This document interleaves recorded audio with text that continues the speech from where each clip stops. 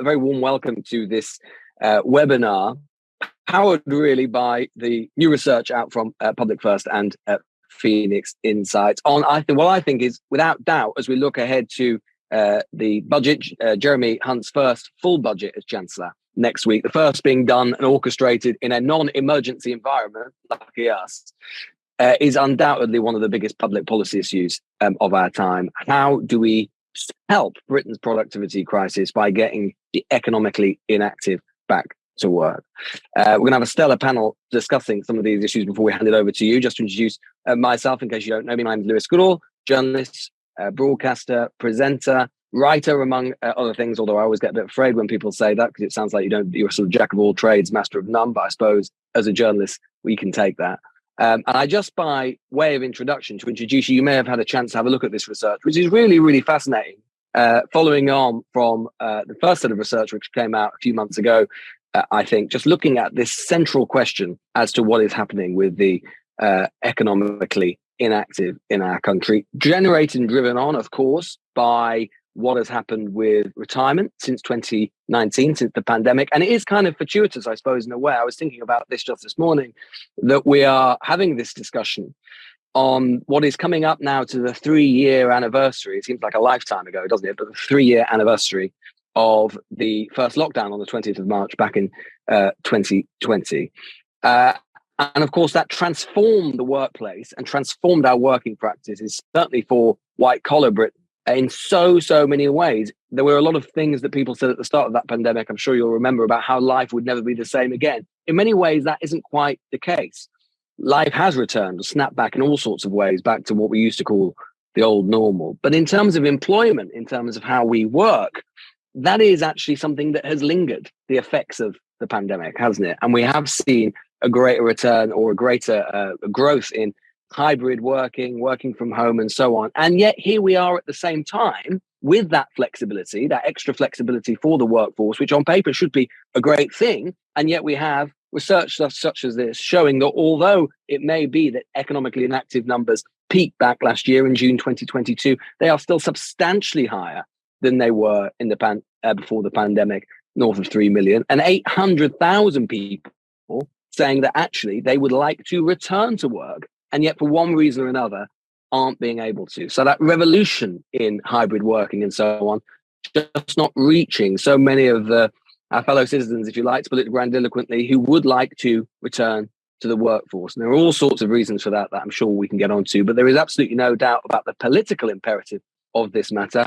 Because as I say, as Jeremy Hunt is looking towards how do we get Britain's an old problem, try to solve an old problem, or at least ameliorate an old problem, Britain's long-standing productivity crisis, which has just got worse since the pandemic, and economic inactivity is a huge part of that. And it does feel, in a way, that maybe in terms of inactivity, it is going to be central to the kind of political conversation as we look ahead for the remainder of this government, however long it lasts, and potentially for an incoming Labour government as well. It is going to be central. So this is a really, really important conversation to be having. And as I say, we're lucky to be joined as part of the conversation by some rather starry panelists, including Catherine Foote, Director of Phoenix Insights. Phoenix Insights, of course, being part of the Phoenix Group, UK's largest long-term savings and retirement business. And as I say, Phoenix Insights really driving the way in terms of some of the research on these matters. We've also got Lucy, co-founder of Brave Starts, Lucy, psychologist, Vice Chair of the Association for Business Psychology, previously Global Head of Recruitment in Investment Bank and Strategy, and also worked for JP Morgan and LEK Consulting. And we've also got Emily Andrews, Deputy Director for Work, Centre for Ageing Better, leading Ageing Better's work to create equitable access to work for people in their 50s and 60s. As has already been described, if you have got a question for the end and for the Q&A, then you can do so. You can type it in, I'll be able to see it, and we'll try and get through as many of those questions as possible. But why don't we let Catherine, who after all has spearheaded so much of these research, take it away first, and when we can get to questions as soon as possible. So Catherine. Thanks so much, Lewis, and good afternoon, everybody. Thank you so much for joining us. I thought what I would do is just run you through some of the findings of our latest research. And you mentioned, Lewis, in your intro that, this productivity problem the UK faces has been around for a long time. I mean, something I think we've seen coming for even longer is the demographic shift in our age structure of our workforce. We've now got many more people in their 50s than we have in their 20s in this country. We've known for a long time that supporting people in their 50s and 60s to remain in really good quality work for as long as they can, for as long as they want and need to, is a really critical part of that productivity puzzle. And yet really it's only been, if you like, there's nothing like a good crisis, is there? Thanks to this, great increase in economic inactivity immediately post-pandemic that really has focused political attention on what actually has been an issue that we have been able to see coming for a long time. So I thought what I'd do is just talk you through what we know about economic inactivity, particularly focused on those people aged 50 to 64, where they are. Critically, we were asking, can they afford it? Are they going to be okay not working? And then think through a little bit some of what we think we'd like to see in the budget, some of the issues that we think are either sort of immediately at the disposal of government to make a difference on, or perhaps more indirectly, how government could be influencing employers and others to take action. So if I could have my first slide, please. This is how this population of people, it's sort of about just under 1 million people aged 50 to 64 who've left work since the beginning of 2020, since the pandemic.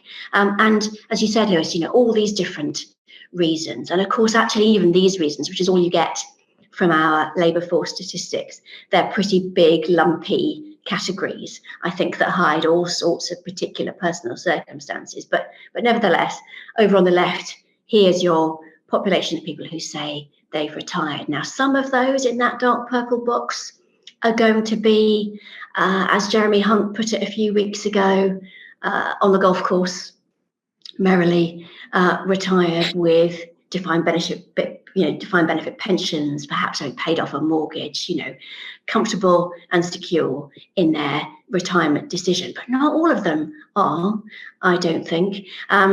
So I think for me, what this sort of bundle of reasons that people give for their economic inactivity demonstrates is that stereotype at your peril this whole group as retirees on the golf course. We've got really big chunks of people who are saying they would like to work but they're too sick, who are saying they would like to work but they're caring for other people, who are saying that they are retired but they wish that they weren't.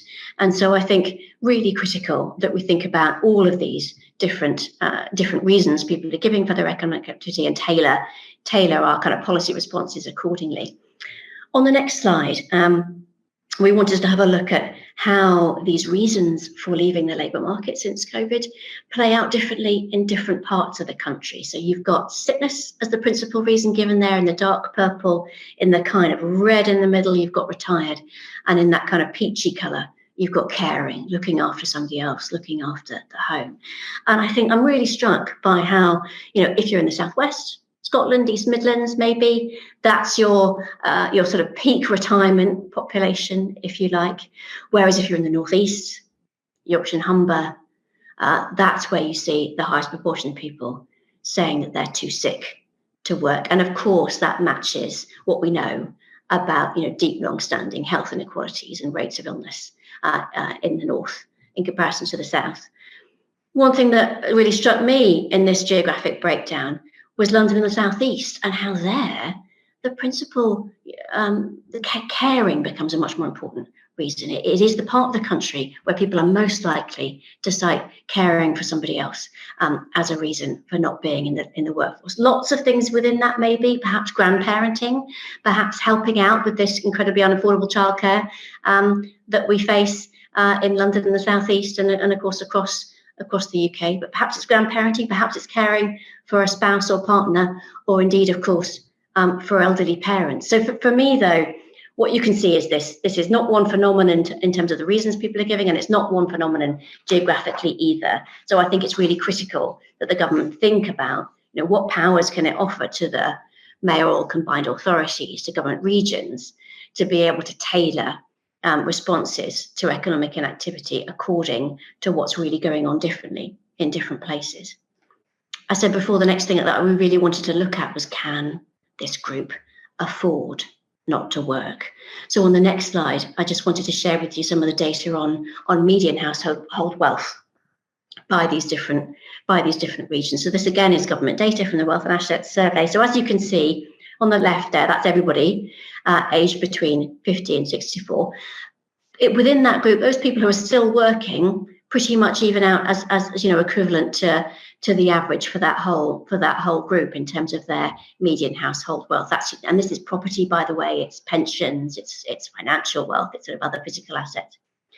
Retired population clearly dramatically more well off. So here we can see that it's just a median, of course, so there's a range here, but here you can see, you know, you're much more likely to have decided you can afford to retire if you're better off. But look, the thing that just blew me away is look at the difference between people who say they've left the labour market because they're retired and people who say they left the labour market because they're too sick. It's a 20-fold difference in median wealth. So you're looking at 1.25 million if you're retired and a median wealth of only 57 grand if you're long-term sick. This is not a group, and similarly, you know, the same story can be told, you know, to start slightly more for those who cite caring responsibilities. This is not a group of people, all of whom are going to be financially okay. And actually, of course, what we know from other research about people's, you know, potential financial vulnerability in this age group is that we are generally terrible at predicting whether or not we ourselves are going to be okay. These are really hard decisions to make. This is complex stuff, even if you have been on a final salary pension and you've paid off your mortgage. These are not easy judgments to make, and you know, proper financial advice remains the preserve of the absolutely, you know, top few percent in this country. So I would also argue here that even in that red bar, not all of that red bar are okay. And so critically for me too, in the budget, I would really like to see an expansion of decent financial advice and support for people to really be thinking in their 50s and 60s before, for instance, they take advantage of pension freedoms that have come in age 55, before they choose to retire, to really support people to take a sort of comprehensive look at their finances and what they want out of their retirement and their future, to make these judgments for themselves. The quality of people's jobs, though, is another really critical dynamic, I think, in this conversation. So on my next slide, I just wanted to show, you know, the strongest predictor, or at least a very strong predictor, of whether or not you're going to leave the workforce early is your job satisfaction. So if we could have the next slide, please. So this takes people who are in their 40s, in just at the sort of start of the coalition government, and tracks them through for against their job satisfaction according to when they left work. So as you can see, I mean, perhaps it's unsurprising, but if you're pretty happy with your job and you stay pretty happy with your job, you stay and work. If you're less happy with your job, you leave. Now, again, all sorts of things, I'm sure, going on here. But when we spoke in our qualitative research, we did focus groups all up and down the country. We actually we had conversations with people in the United States and in Germany as part of our research here too. And we really found, you know, drastically more negative attitudes to work amongst this age group in this country than we did in some other countries that haven't had the same experience of economic inactivity. And I think, you know, if you're an employer, I would urge you to look at this data and notice that actually you could find out today who's going to be leaving your workforce early if you ask them how happy they are in their job, and you could potentially be doing something about it. Lewis, you mentioned flexible and part-time work and hybrid working. So on my next slide, you know, absolutely, that is the thing that people in their 50s and 60s say would be top of their list to get them back. With the cost of living, a stronger second answer is pay, is money, again. But nevertheless, even now, that doesn't outshine a request for flexible hours and part-time work. And There was an announcement today. I don't know if you other people on the webinar will have seen it, from the government about the lifelong loan entitlement, big new landmark policy for reinvesting in student loans for grown-ups, basically, giving us all a chance to go back or go for the first time into higher education with a new loan as an adult, to support the kind of reskilling of our workforce. But actually, there's almost another story here, I think, about people in this age group who are already highly skilled and who already have an awful lot of talent, skill and experience, but who simply don't want to work 35, 40, 50, 60 hours a week anymore. And capitalizing efficiently on the skills that we already have, I think, in our workforce is going to be absolutely critical. And look here in this, on this slide, how many people, even when you phrase the question in terms of helping people imagine their retirement, even age 65 plus, almost a quarter of people say, given the choice, they'd actually rather be in some part-time work. Almost a quarter of people recognising, because we are healthier than we've ever been, apart from, of course, in recent years, on average, certainly compared to previous generations at that sort of age. More and more of us can see when we get there that we're perfectly capable and interested in remaining in decent, fulfilling work that suits us. But whether or not those part-time opportunities are really available, I think, is quite another matter. So I just wanted to finish my little introduction of our research with a quote from one of the people that we spoke to, because I think time and time again, when you speak to workers in their 50s and 60s, they describe a story of sometimes explicit, but more often quite insidious, subtle age discrimination, a feeling of just being gently ever less valued and ever more overlooked, of just being sometimes gently and sometimes explicitly, but more often gently nudged out. And I think if you are, an HR director, if you're a business leader, and if you're the government, and you're not seriously thinking about how you support people in their 50s and 60s to work in environments that include them and that make the most of their talents, then you are, absolutely asleep at the wheel and missing a huge trick as in the solution to our national productivity puzzle. So anyway, I'll leave it there for now, and back to you, Lewis. Thanks very much. Catherine, that was absolutely fascinating. As fascinating as your slides initially were to look through. And I've got lots of questions, but I can see lots of other people have questions as well. So do keep them coming. They're already coming in. But before we come to those, let's turn to Lucy. Lucy Standing, as I say, co-founder of Brave Start, psychologist, vice chair of the Association for Business Psychology. In case you don't know, Brave Starts is, as they describe themselves, a result of people passionately joining together to try and help companies supporting their employees to work and age better. So it could barely be more appropriate. Lucy. Thank you very much, Lewis. I appreciate it. And thank you, Catherine, for your very helpful overview of the report and the research that you've already conducted. I think the first thing I'd like to start off by saying is I think it would be healthy for everyone to actually question whether or not the concept of retirement is a healthy expectation that we should be working towards. Certainly, it is a new concept in the sense that there are countries that exist today where retirement doesn't even exist. The idea of retirement would be completely abhorrent. Retirement as a construct in the UK was broadly introduced in 1948. I think it's reasonable to assume that potentially we may not have got it entirely right. Certainly the expectation that we should continue to work, but let's take a very broad definition of work. Let's include in work the people who don't earn money, the people who volunteer, the people who support by caring, the people who might be looking after grandchildren. There is a very broad definition of work that I choose to sit by, which is work that makes a contribution, where people feel they have some utility and some value. And I think that as an expectation is generally speaking healthier. And the reason for that is because every single marker of successful aging, whether we're looking at cognitive speed and processing, whether we're looking at life satisfaction, whether we're looking at physical health, whether we're looking at mental health, every single marker is associated with people who feel and believe that they have some sort of a sense of purpose. And that sense of purpose is most highly associated with people who are and who continue to work. So in that sense, work is good for our health.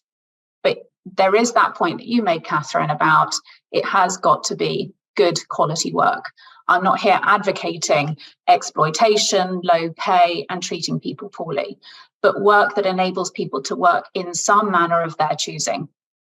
And therein lies the rub, because sadly, one size does not fit all. I can tell you as a psychologist, life would be an awful lot easier if everyone was exactly the same. But no, they aren't. Everyone has different needs. Everyone has different values. Everyone has different context, life circumstances. Some people, as I say, are caring for elderly. Some people are caring for younger. And so the needs of each individual vary massively. What I can say, which is true for most people, and this is based on our own research of more than 6,000 people, all of whom are over the age of 50, is that when we say to them, what is it that you want out of work now? Most of them do want this sense of purpose. They want to learn new things. But what's the barrier? And the barrier to them is that they simply have no idea what it is that they want to do next. Now, that as a barrier is twice as significant as ageism. And let's be quite honest, it's not as if ageism is an insignificant problem, right? It is a massive issue. You know, people who are in their 50s or 60s, 39% less likely to get called for an interview than someone in their 20s or 30s. So ageism is by no means a small problem, but it pales by comparison to this issue of not knowing what to do next. And the real problem with that is if you get the loan from the government that says you can go off and train, well, good luck spending it, because very, very few people will commit to a training program when they have no idea what it is they want to do. You need to be clear about your motivation in order to take advantage of whatever training or whatever loan. I would put money on not many people really taking this up at all, if I'm being completely honest. So in terms of addressing that, what can the government do? So I think there is a need around some sort of career support and guidance. People do not know what they don't know. And from the fact that people come to us and use our service is telling me that actually people appreciate some career guidance. They want to have someone who can kind of walk them through the process. I think the level of poor expectations that people have as well means that there is, again, a need to educate and to help people understand strategically what they can do for themselves to target employers, companies, organizations, and certainly understand their own skills so that they're able to position themselves and their age in a positive way. Because at the moment, we can't rely on government and all organizations. Phoenix is a lovely exception to the rule, but not all organizations see older people in this way. So we need to arm people to sing their own praises and to talk about things for themselves to enable employers to understand what value that it is that they add. So I think, provision around career service and career guidance. The other thing that government probably need to help out on is at the moment, it's very, very unclear where the demand for jobs is.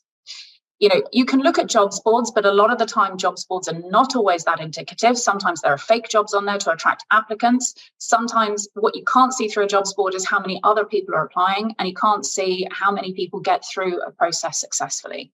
So again, one of the other issues with you might have training available, but there isn't any real clear insight as to whether or not if someone commits to that, whether or not they will actually get a job at the end of it.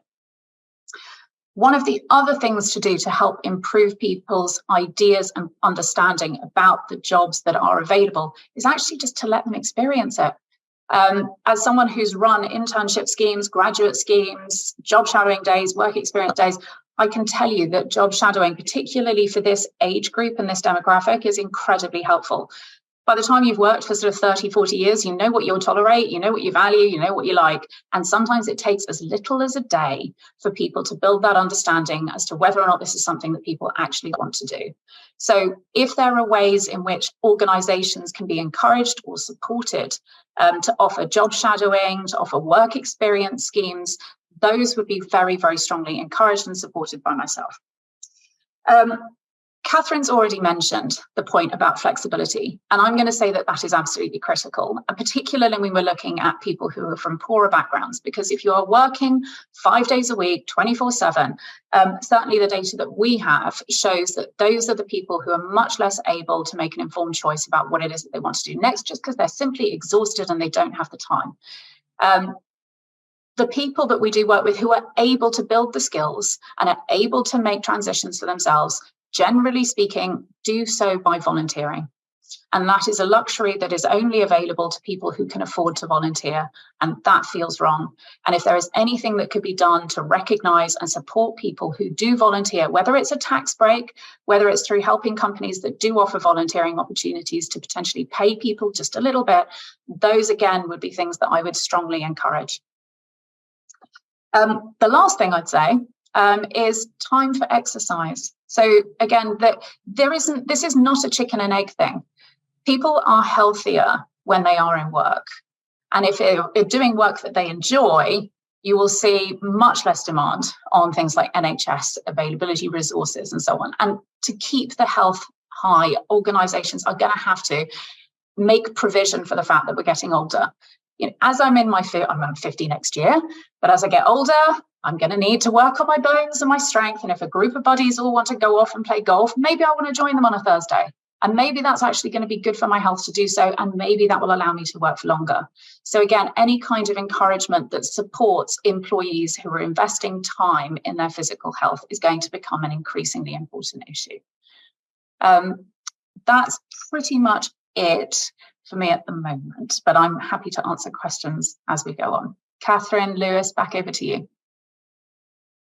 Lucia, that's so interesting. What I'm enjoying about this is that we're actually getting, at least to some extent, answering the question. You can sometimes sit through these things, it's not very sort of practically minded, but I've already heard a few ideas that if the Chancellor is listening, and let's hope that he is, he could probably do or start next week. We can come on to some of the more detail about that a little bit later. But first, let's hear from Emily Andrews, as I say, Deputy Director for Work at the Centre for Ageing Better. And before joining Ageing Better, you might know Emily from being an Associate Director at the Institute for Government, the IFG.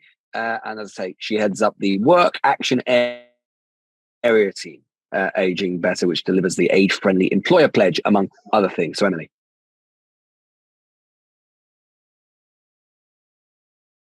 Thank you very much, Lewis. It's been so interesting to hear the discussion today. And it's just been a very interesting experience generally to watch a policy problem that I've been working on for some time, as has Catherine, become a national crisis, right? You know, it's been a bit of a whirlwind, to be honest.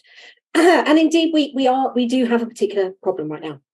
Economic inactivity levels among 50 to 64s are indeed well above what we would have expected to see without the pandemic, stalling decades of growth in the 50-plus employment rate. But I think we're now at the stage of where the analysis is coming to, where the kind of broader commentary of cycle is kind of coming to, where the kind of broader commentariat has got used to this new issue. And what we're realising is that what's going on here is an exacerbation of long-term issues. So despite those previous years of improvement that we had still even pre-pandemic and now, as we enter our 50s and 60s, we still face a host of barriers to staying in work and getting back into it as we fall out. And we've heard loads of them outlined today. It's particularly true if we have a long-term health condition, a caring responsibility, or an interrupted work history. And it's truer for women than for men. And it's truer for people from Black and minority ethnic backgrounds than for white people. And in the context of population ageing, rising state pension ages, other long-term trends like falling home ownership, we absolutely have to do more to make work more appealing and more accessible to us when we are in our 50s and 60s. And it's the latter part that I personally am most interested in at the Centre for Ageing Better, is that what we're most interested in, not how do we tempt people back who have the means to retire, although like Catherine, and indeed because of work that Catherine and Phoenix Insights have done in particular, I do worry that people overestimate their means to retire. But I'm less interested in that and more in thinking about how we make sure that people who want and need to get back into work are able to. And that's where I think, at the moment, our interests align with the Chancellor's, but, there is a difference between being interested in a kind of labour market participation question and a kind of equitable access question.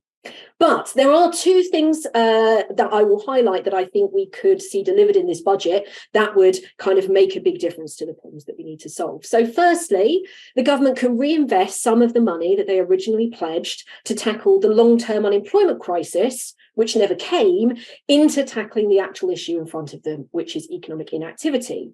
So right now, only 1 in 10 50 to 64s engage in employment support. 1 in 10 out of work 50 to 64s engage in unemployment support.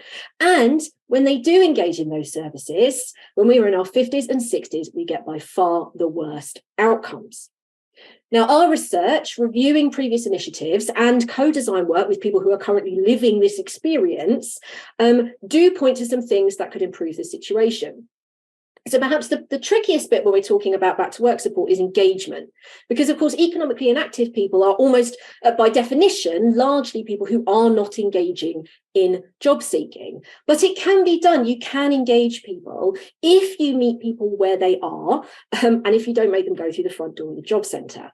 So just one example amongst many that are out there, a recent project in the Black Country funded by the Community Renewal Fund, I wonder if the government's having a look at any of that stuff that it funded, engaged 600 economically inactive over 50s in its service. And they did that by implementing key things that the research suggests would work. So that's targeting their service very deliberately and specifically at people age 50 plus. So the target group knew that they would be welcomed into that job seeking support service and taken seriously.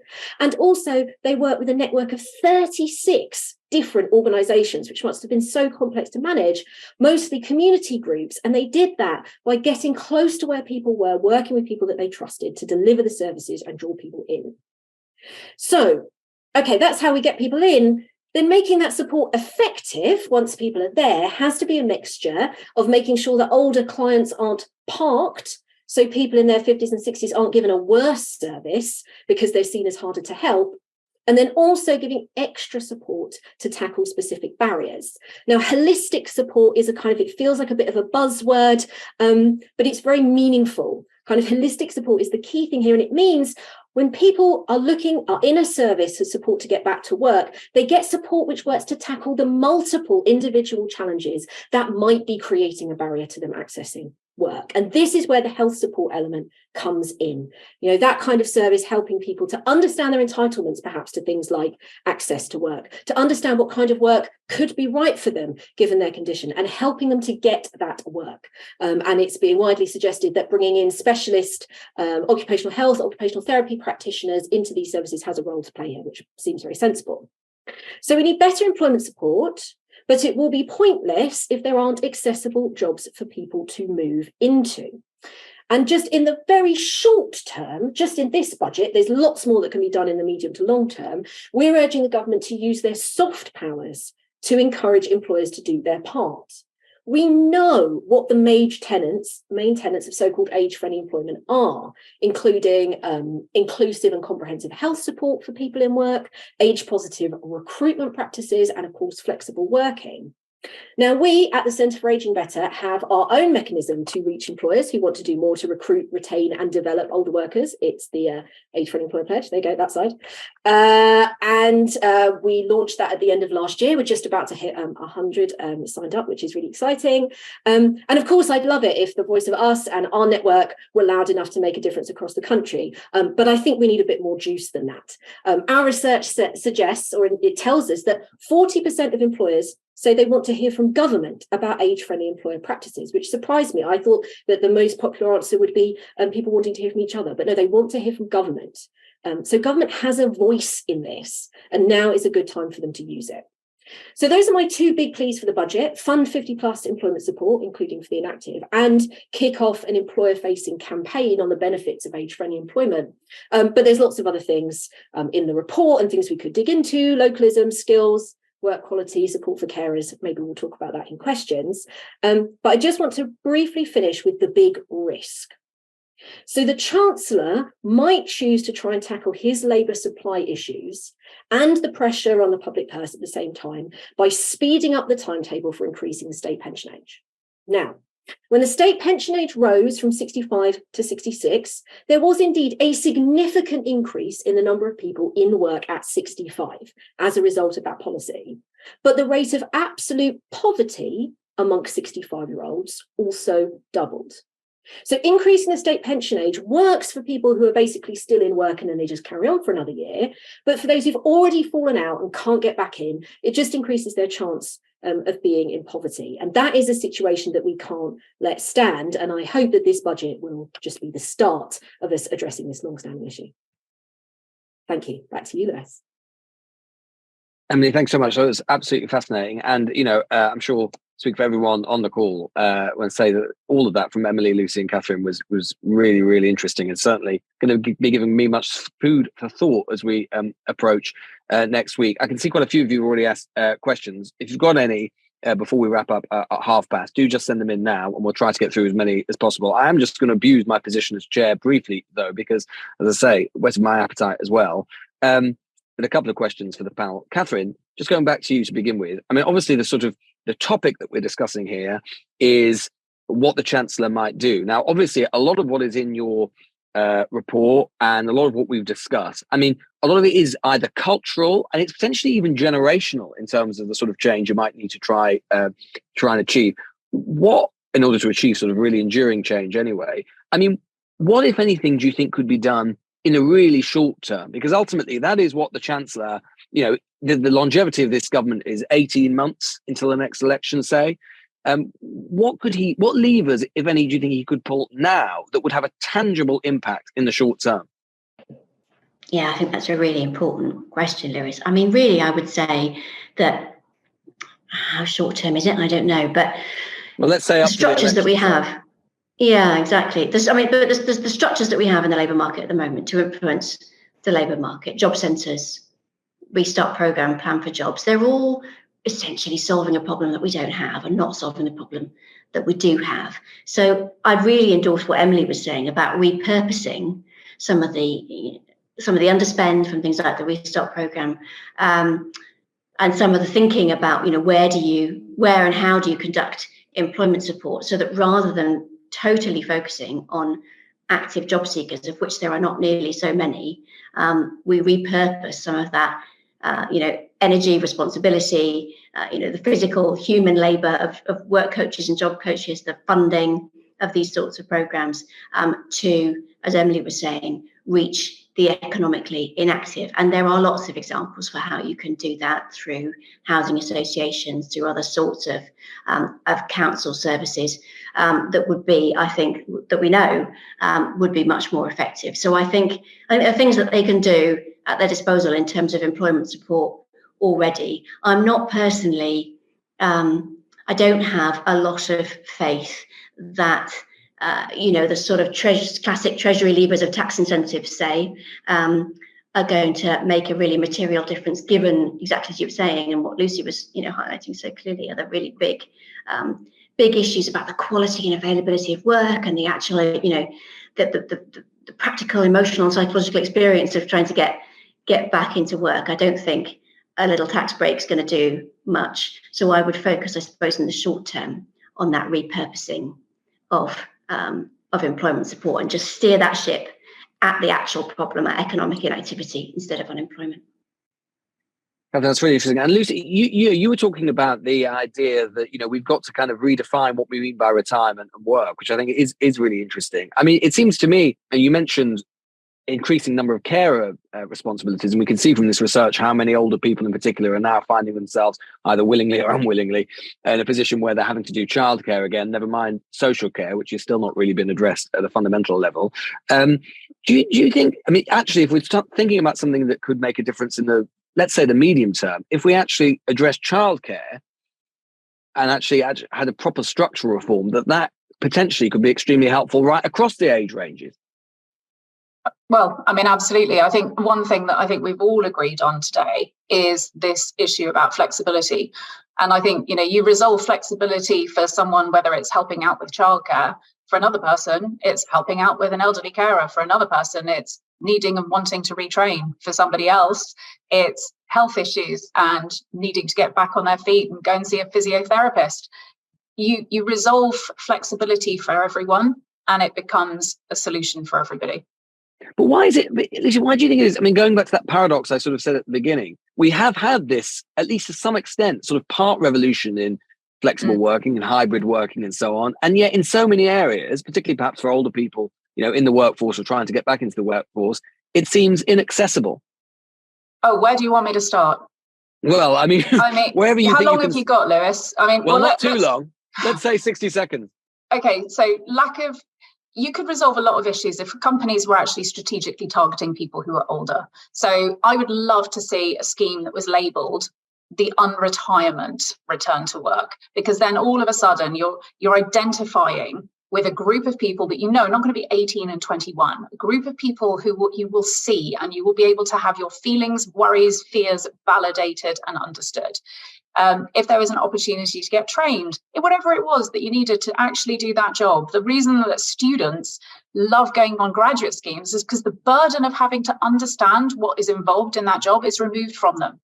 The same is true for people in their 50s and 60s. They know what they no longer want to do, but they don't want to be burdened with having to know and understand all of the detail of a role.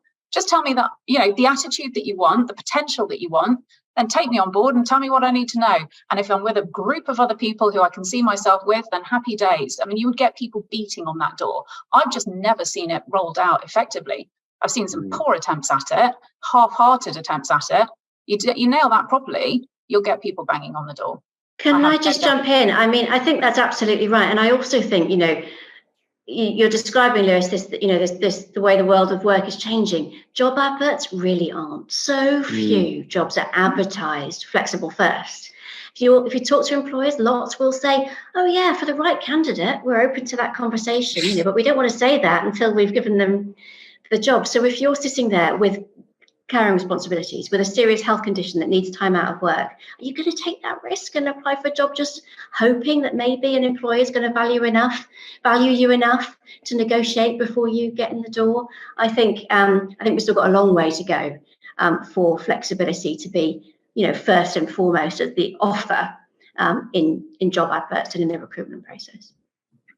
And Emily, something I was really struck by what you said is around actually how, raising the state pension age just isn't the sort of panacea to this that sometimes it's sort of portrayed in terms of the media conversation about it, the political conversation about it, because of the effects on poverty. I mean, one of the things, the stats that I was most struck by in this report was that the median wealth for those who are economically inactive due to long-term sickness or disability is lower than £57,000, 21 times lower than those who've chosen to retire. Now, it strikes me that with statistics like that, and maybe the Chancellor won't be thinking about this because it is a longer term thing, but with statistics like that and the rising amount of long-term inactivity there is due to sickness and disability, we've got a long-term crisis just waiting to explode, haven't we? Yeah, and I mean, it's really interesting. We shouldn't at all be surprised that when people are asked why they're not in work, why they've left work, that people who say they're retired are people who have more money. They may actually have chosen to retire because of their health condition, but because they feel that they have the means to support themselves, they describe themselves as retired, right? So I think when we hear people saying, I am out of work for my health, again, it's almost by definition saying, I would like to be in work and maybe I need to be in work, but I can't be because my health is stopping me. So I think, that line doesn't at all surprise me. And I think it is, it's really good that we're now getting more of this focus on the kind of, the long-term health. And there's kind of obviously people talking about, well, this shows why we need to fix the NHS. But there is also much more that we can do to help people to be in work while they are managing a health condition. And what I wouldn't want us to lose in all of this is the kind of age lens, because I think there is an age lens to this. I think there's a little bit of a tendency maybe for people to go, well, this is just a health thing and it's not an age thing. This clearly is a huge problem that we have with the disability health gap, the employment gap for people of all ages. But what our research tells us is, older workers can tend to be less, a bit more reticent to request the kind of health support that might actually help them to stay in work from their employer, because they're worried about being written off and being seen as someone who's going to shuffle out and past it if they kind of admit to that kind of like weakness. So again, it comes back to this cultural point that kind of both Lucy and Catherine have made. And again, an age-friendly employer will make really clear that that is not how they will respond to requests for health support. And the other thing, of course, is that actually the government has a support programme and a back-to-work support programme for people who are out of work, either long-term unemployed or because they have a disability. It's called the Work and Health Programme. And on the most recent statistics, only 15% of people aged 60 or over on that programme got a job within 2 years. So clearly, yes, there's so much more we could be doing to support people with health conditions to be in work. But there's this added layer, particularly around tackling that kind of ageism part as well. Fascinating. Right. I just want to get to, in the last 10 minutes or so, get through to some of the questions that have come through. And if I just ask the panel to keep it as brief as possible, and then we can just get through as many as possible. So Stephen Joyce has asked, which I think is a really interesting and germane point. Why is this a UK issue? Indeed, is it a UK issue? I mean, I know in part of the report, it was cited in the sort of qualitative research by comparison to some other countries like Germany and so on, that older people tend to feel a bit valued less in the workplace. But some of these factors are clearly at play in other advanced economies. Why is it worse here if it is worse? Catherine, maybe you start with that. I mean, that is the killer question, isn't it? I'm so sorry, there's just a bit of a gap. Okay, here we go. I think we don't know exactly. I think we know, though, for instance, that we've got pretty poor occupational health support in this country compared to other countries. We also, I think, know that we were pretty well protected for unemployment during the pandemic, and perhaps gave people a taste of not working for quite an extended period of time. And I think we also know that we have a pretty punitive employment support system that's really poorly targeted for this age group. So I think it's a lot of different reasons that would explain why the UK stands alone at being so particularly rubbish. Is there anywhere old workers back to work? Is there anywhere that the panel is aware of anywhere that we could be learning from? Is there any country that is doing this really well? I'd say a lot of the Asian economies. Really? Yeah. I mean, and they've had demographic problems for longer. I don't know the detail of policy. I certainly haven't looked into that. This is purely anecdotal, but growing up in Asia, the respect, the value, the way, 2 public days a year just to go and sweep graves of dead relatives, the reverence, the fact that the abhorrence that they have about the fact that we ship people off to old people's homes. It is not seen, old age is not seen as a problem for the government. It's seen as a problem for the family. It's a very, very different mindset and a very different lifestyle, that older people are kept in the family. They're looking after children. They're part of the family. They're part of the community. It's actually really quite a lovely thing to witness. And I mean, from my perspective, we often point in employment policy land to like Scandinavia, right? Always. To most policy land, we always point to Scandinavia, and then someone pipes up about how we're different to Scandinavia. I see someone in question and answer mention Sweden with job matching. And again, there was a really kind of effective program of support in Germany, which was 50 plus employment support. And again, I think that having a really strong program of employer engagement with people who are a specialism within employment support services, who understand the benefit of older workers and can sell them to employers and can match workers to the jobs that are out there and do that quite intensively. That's something that is kind of a feature internationally that I think we can work with, despite having a very different system. And this is with you, to furthering your point from earlier about the retirement age. Joe Farrington Douglas says, since the pension age rises were planned and executed indeed, life expectancy rises have stalled, healthy life expectancy has even declined Does the government need to revisit the approach to the inexorable rise in the pension age altogether?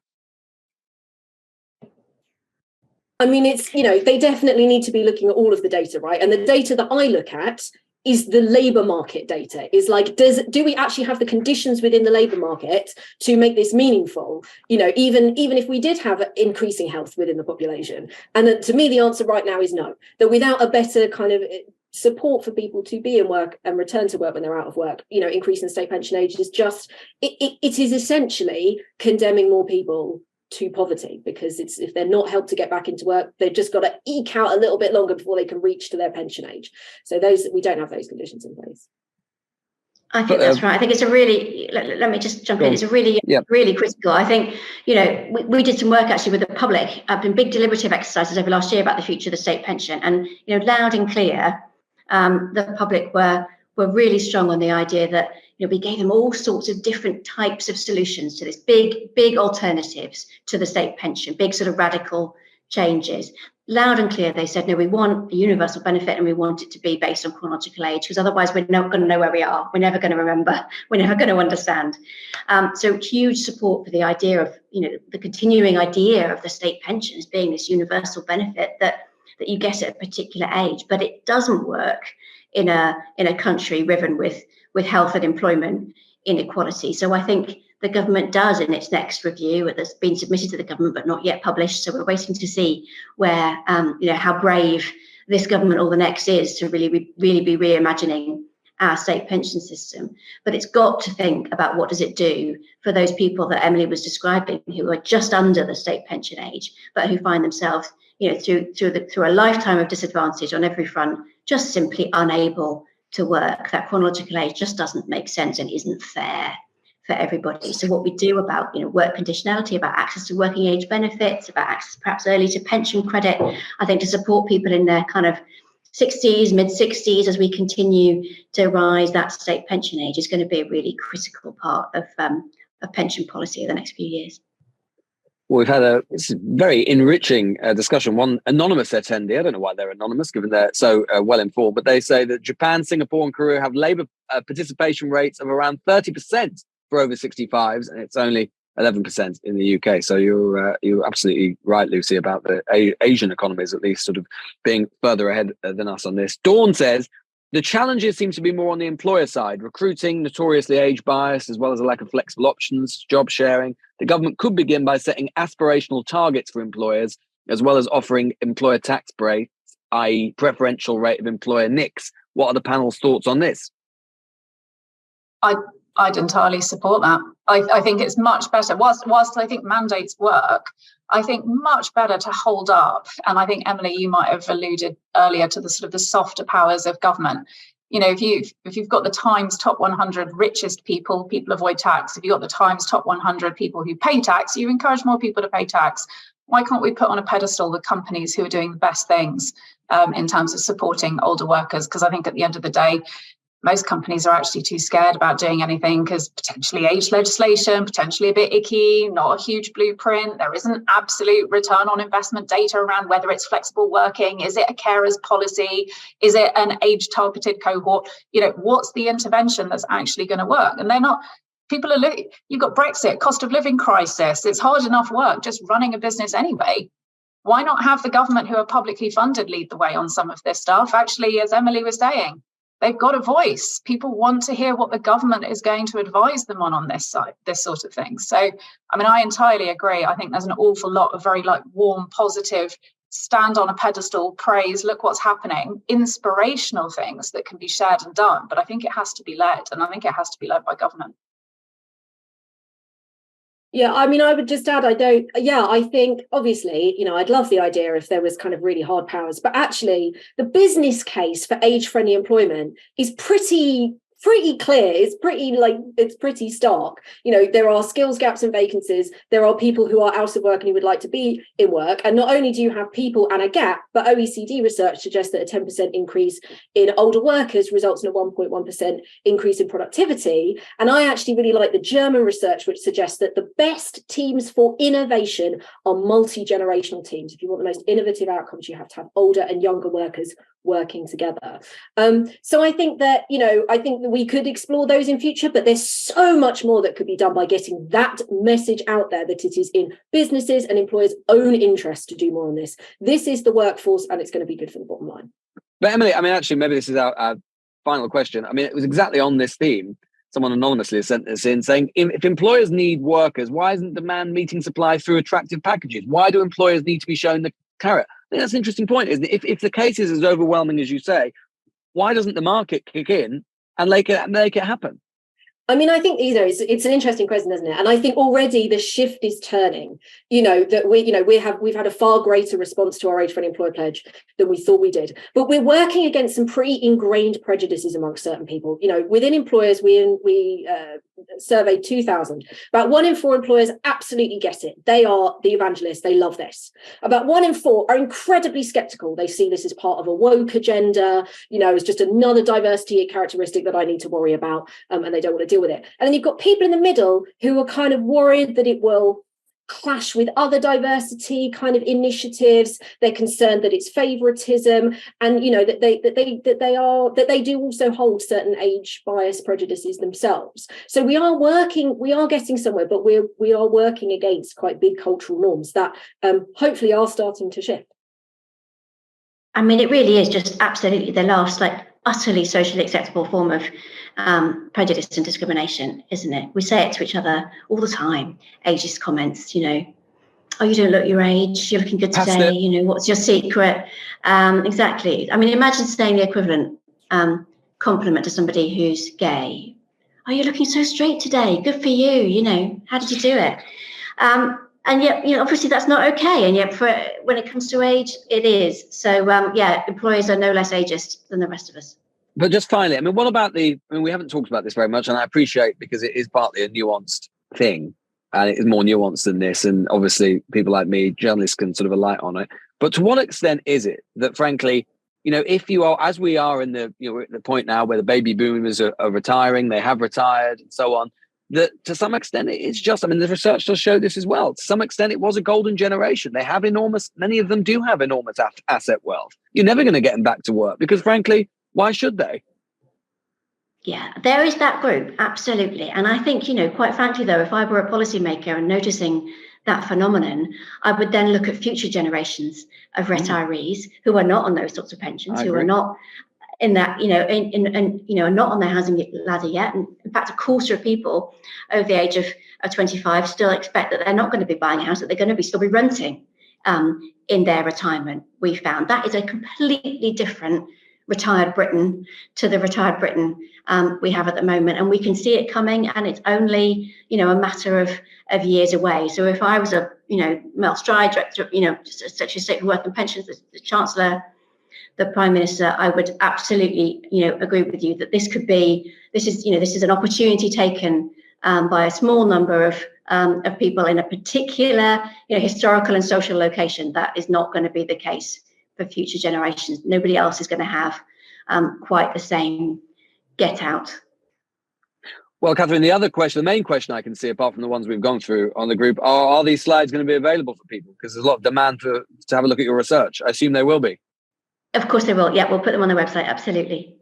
Fantastic. All right. Well, thank you all so much. It was really, really fascinating. I've learned a lot. Emily, Lucy, and Catherine, and all of you as well, for joining us and for sending so many questions. As Catherine said, you can hold her to it. The slides will be available, and they really, really, really are very, very interesting. And it does feel, as I said at the beginning, this is just going to be one of the big political issues, which is sort of cross parties, is a generational kind of challenge, and it crosses across the age groups as well. So it is really, really interesting and really vital stuff. So thank you all, and thanks to the Phoenix Group as well for facilitating the research and the webinar as well.